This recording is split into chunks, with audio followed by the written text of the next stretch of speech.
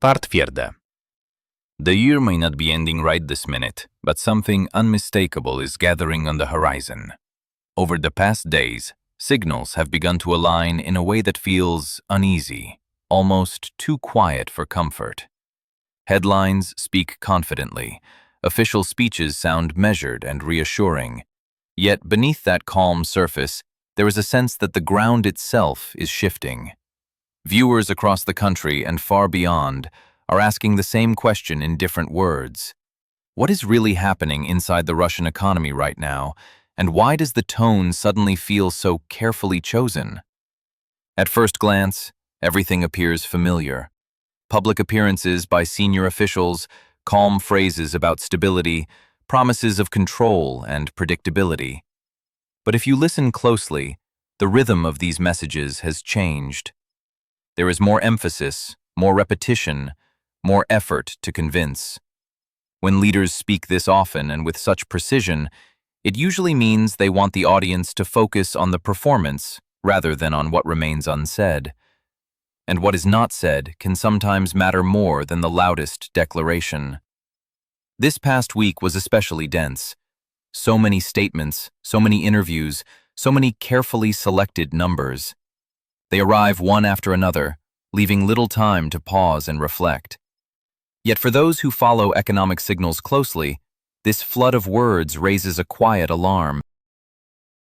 When reassurance becomes routine, when optimism is delivered almost mechanically, it invites a closer look at the details hidden between the lines. That is where the real story often begins. One key institution stood at the center of attention, as it so often does in moments like these. Decisions were made, figures were adjusted, and the reaction was immediate. Markets responded not with relief, but with a noticeable chill. The official move looked modest, almost symbolic, and that symbolism did not go unnoticed. Instead of confidence, it left behind a feeling of hesitation, as if everyone involved understood that this was not a turning point, but a pause. Listen carefully to the language used in recent briefings. Words like temporary, one-off, and uncertainty appear again and again. They sound harmless, technical, even routine, yet together they form a pattern. They suggest that what we are seeing now may not be stable, and that the forces shaping the months ahead are already in motion.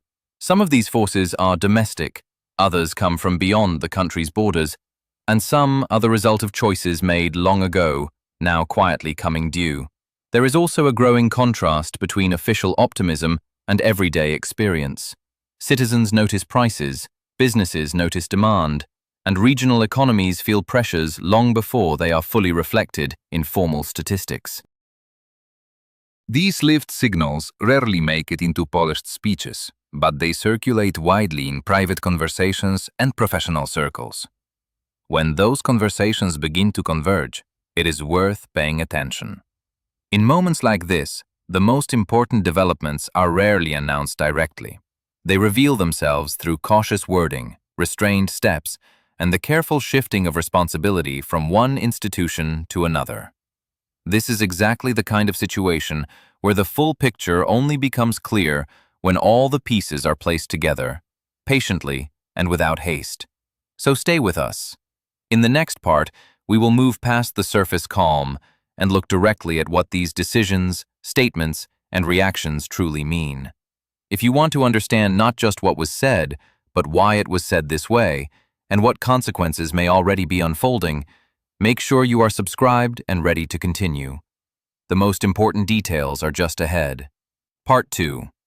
Now the calm exterior begins to crack, and the real outline of the situation becomes visible. What seemed like a routine week of official speeches and scheduled decisions turns out to be a concentrated snapshot of much deeper processes. The central event was the decision by the Central Bank of Russia to reduce the key interest rate by only half a percentage point, bringing it to 16%. On paper, this looks like a step toward easing. In reality, it was perceived by markets and businesses as a sign of caution, bordering on fear. Expectations had been higher, hopes were quietly circulating about a more decisive move, but instead, the signal was restrained, almost defensive. The immediate reaction was telling. Financial markets declined rather than recovered. This response was not emotional, it was analytical. Investors understood that such a minimal reduction does not change the overall cost of borrowing in any meaningful way. It does not restart investment, it does not stimulate demand, and it does not offer businesses a clear horizon for planning. Instead, it confirms that the regulator itself is uncertain about what comes next. This uncertainty was reinforced by the tone of the central bank's leadership, which emphasized that there would be no automatic path toward further rate cuts. Every next move, they stressed, would depend on circumstances that remain highly unstable. Inflation became the central theme of these explanations. Officially, inflation has slowed, and this fact was repeated several times. However, almost every mention of this slowdown was accompanied by a reservation. The decrease, according to the central bank, was driven largely by temporary and one-off factors. Seasonal price changes, short-term government measures, and adjustments by businesses trying to anticipate future tax increases all played a role. In other words, the slowdown was acknowledged, but its durability was openly questioned. A major concern repeatedly highlighted was the upcoming increase in value-added tax and regulated utility tariffs. These changes are expected to affect a wide range of goods and services, from basic consumer products to housing and communal payments. Even before they formally take effect, they are already influencing behavior. Businesses are adjusting prices in advance, consumers are changing spending patterns, and inflation expectations among both groups are rising. This is crucial because expectations themselves can become a self-sustaining driver of price growth. The central bank openly admitted that inflation expectations among businesses have increased more noticeably than among households. This matters because businesses set prices, plan investments, and decide whether to expand or contract operations. When they expect higher inflation, they build it into contracts and pricing strategies. Monetary policy becomes less effective in such an environment because even high interest rates struggle to anchor expectations once they begin to drift. Another revealing moment was the explanation of economic activity in October, which had appeared slightly stronger than expected. This improvement, it turns out, was not the result of genuine growth or renewed confidence. It was largely driven by a rush to purchase cars before an increase in the recycling fee came into effect. Consumers brought future demand forward, spending money earlier to avoid higher costs later. This created a temporary boost in statistics, but it also meant weaker demand ahead. The illusion of improvement dissolved as soon as the reason was explained. At the same time, export revenues are under pressure. The central bank directly acknowledged that sanctions are affecting export prices and income. This admission stands in sharp contrast to repeated claims that external restrictions have little or no impact. Lower global prices for key commodities, combined with restricted access to certain markets and higher transaction costs, are reducing foreign currency inflows. This puts additional strain on the budget and limits the government's ability to support the economy through spending. Investment trends add another layer of concern. While officials emphasize that investment levels remain historically high, they avoid focusing on recent dynamics. In reality, investment has begun to decline sharply in several key sectors. Construction, transportation, woodworking, telecommunications, information technology, and electronics manufacturing have all seen significant drops. These are not marginal industries. They form the backbone of long-term economic development, productivity growth, and technological capacity. A sustained decline here signals problems that cannot be solved quickly or cheaply. Budgetary pressures are also becoming harder to ignore. Although rarely mentioned directly in official speeches, the deficit is growing and is increasingly being covered through short-term mechanisms. Large-scale repo operations have reached record levels, effectively injecting liquidity into the system to cover gaps. While this helps in the short term, it carries inflationary risks and highlights structural imbalances. It is a sign that resources are being stretched, not that reserves are abundant. Households are feeling these pressures as well. Data shows that spending on New Year celebrations has dropped sharply compared to previous years. Consumers are cutting back, choosing basic options over more expensive or discretionary purchases. This shift may seem seasonal, but it reflects a broader trend of caution and declining real purchasing power. The traditional year-end consumption boost, often relied upon to support economic activity, is weakening. Tax arrears have reached record levels, growing by around 20% year-on-year. This includes unpaid taxes, social contributions, penalties, and fines owed by both individuals and businesses. Such growth indicates rising financial stress and a growing inability to meet obligations.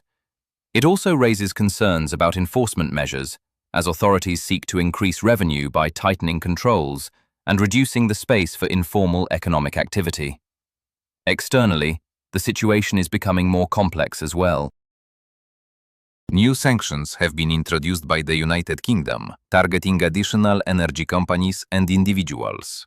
The European Union has approved a long-term plan to phase out Russian gas, including liquefied natural gas, with full implementation expected over the coming years. Even countries that previously resisted such measures are beginning to prepare for alternative supplies.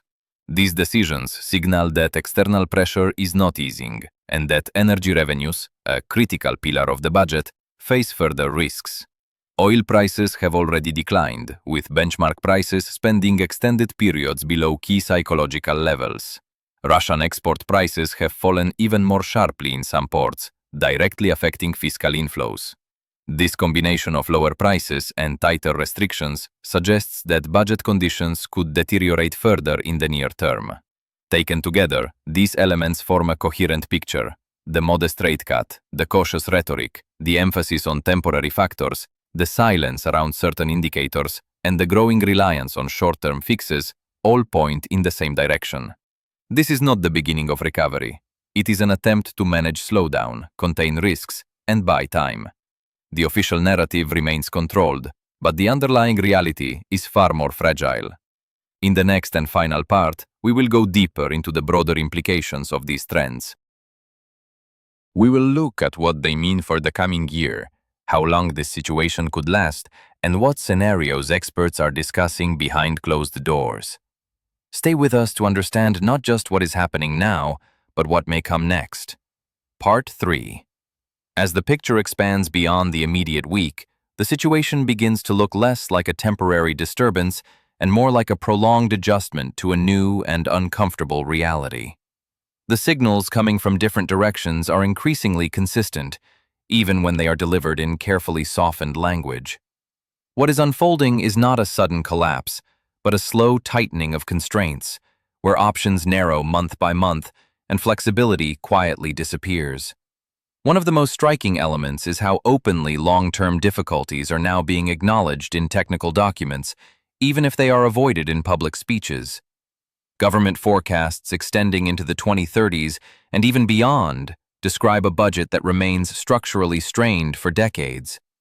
Persistent deficits are no longer presented as a temporary consequence of extraordinary circumstances, but as a baseline assumption. This alone says a great deal.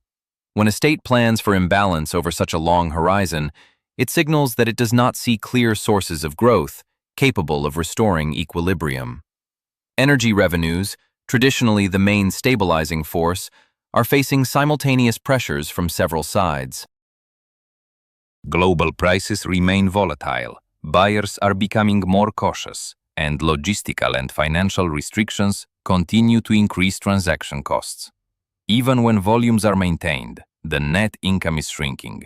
Discounts widen, transportation becomes more complex, and payment mechanisms less efficient. Over time, this erodes not only fiscal capacity, but also strategic influence. Sanctions policy is evolving rather than freezing. The expansion of restrictions to companies that were previously seen as alternative suppliers shows that loopholes are being identified and gradually closed. The logic is simple and persistent. When trade flows adapt, the regulatory response follows. This creates an environment where planning becomes increasingly difficult, especially for large capital-intensive sectors like oil, gas, and heavy industry. At the same time, external political dynamics add another layer of uncertainty. Within the European Union, internal debates continue, but the overall trajectory remains clear. Decisions to reduce dependency on Russian energy are being translated into infrastructure investments, long-term contracts with alternative suppliers, and legal frameworks that make reversal increasingly unlikely. Even countries that once hesitated are now quietly adjusting, securing new routes and partners. The situation around frozen assets illustrates a different kind of challenge. While significant financial support for Ukraine has been arranged through complex mechanisms, the inability to reach a final and decisive solution on asset transfers exposes institutional limitations. For Russia, this means prolonged uncertainty rather than immediate loss, but it also means that a powerful leverage tool remains on the table. The issue has not disappeared, it has merely been postponed, and postponement often increases political cost later. Inside the country, the pressure is shifting from macro indicators to everyday administration. Tax enforcement is tightening, inspections are becoming more frequent, and the message to businesses is increasingly direct. Compliance is no longer encouraged, it is expected. For many small and medium enterprises, this creates a difficult choice between absorbing higher costs or reducing activity. Informal arrangements that once helped companies survive are now treated as risks to be eliminated. The labor market adds another layer of complexity. Officially, unemployment remains low, but this masks structural imbalances. Labor shortages coexist with declining productivity, and wage growth, where it occurs, often feeds directly into price pressures. This reinforces the central bank's caution, as loosening monetary policy too quickly could accelerate inflation without generating real growth. Consumer behavior reflects these tensions in subtle but telling ways. Spending patterns are becoming more conservative, with households prioritizing essentials and postponing larger purchases. Savings behavior is cautious, influenced by uncertainty about future prices, taxes, and income stability. This dampens demand and makes economic recovery more dependent on state spending, which is itself constrained. Financial markets have adjusted expectations accordingly. There is little belief in rapid rate reductions or a quick return to cheaper credit. Businesses that rely on borrowing are scaling back plans, delaying expansion, or canceling projects altogether. This creates a feedback loop. Lower investment today reduces growth potential tomorrow, which in turn limits future revenue and policy options. Against this backdrop, official communication takes on a new function. It is no longer about inspiring optimism, but about managing expectations. The emphasis on prudence, gradualism, and vigilance is designed to prepare society for a longer period of adjustment. Sharp promises are avoided, timelines are blurred, and responsibility is often framed as shared between global conditions and domestic choices. What emerges from all these elements is a clear narrative, even if it is never stated outright. The economic model is operating under sustained pressure, adapting rather than advancing. Stability is being maintained, but at a cost that accumulates quietly. Growth is not disappearing entirely, but it is becoming weaker, more uneven, and harder to sustain.